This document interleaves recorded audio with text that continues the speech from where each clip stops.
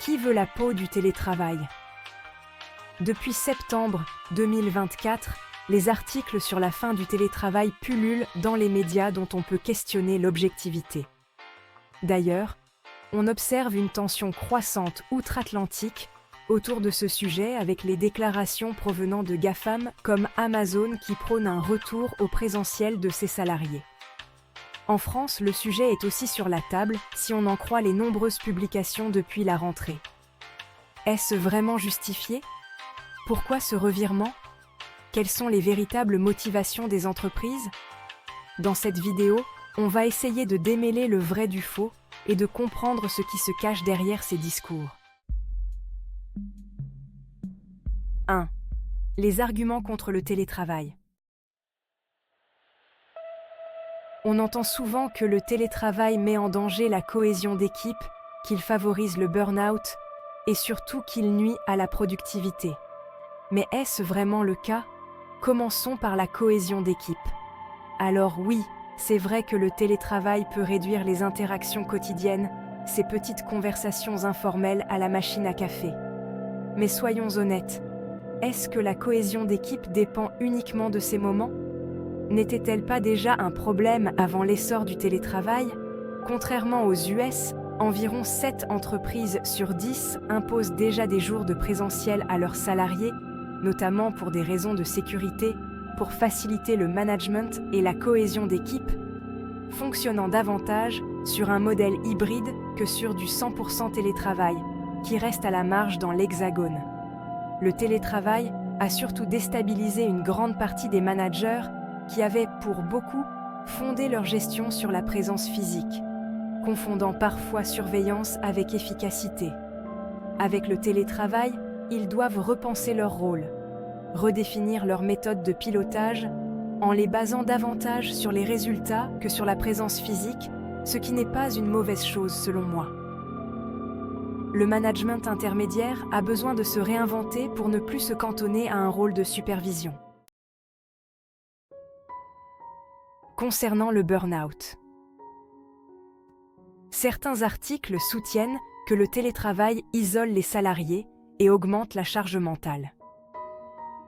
Encore une fois, il est vrai que pour certaines personnes, le télétravail peut intensifier l'isolement. Mais avant de pointer du doigt le télétravail, n'oublions pas que le burn-out existait déjà bien avant 2020 et qu'il était souvent lié à des conditions de travail stressantes au bureau. Donc, est-ce vraiment un problème de télétravail ou un problème plus profond des conditions de travail en général? L'argument de l'isolement touche beaucoup de salariés ayant déjà des difficultés relationnelles au travail ou un manque de soutien managérial. Ces problématiques ne sont pas spécifiquement liées au télétravail, mais sont plus visibles dans un environnement où la communication se fait à distance. Enfin, parlons de la productivité. On entend souvent que le télétravail réduirait la productivité, mais où sont les chiffres? Plusieurs études montrent au contraire que la productivité reste stable, voire augmente avec le télétravail, surtout dans les métiers qui demandent pas mal de la concentration. Alors pourquoi ces arguments persistent-ils? Sont-ils l'arbre qui cache la forêt des défis techniques, de la perte de sens au travail et des inégalités entre cadres et employés? Je vous laisse vous faire votre propre idée. Mais au-delà de ces arguments, le télétravail semble révéler un autre enjeu bien plus profond, celui du sens du travail. Pour beaucoup de salariés, le télétravail a été l'occasion de prendre du recul et de se demander « À quoi sert vraiment mon travail ?» Cette réflexion nous mène aux idées du célèbre anthropologue David Graeber et ses bullshit jobs. Graeber explique que certains métiers, bien que bien payés, semblent n'avoir aucun impact réel sur la société. Et c'est quelque chose que beaucoup de salariés ont ressenti encore plus fortement en télétravail.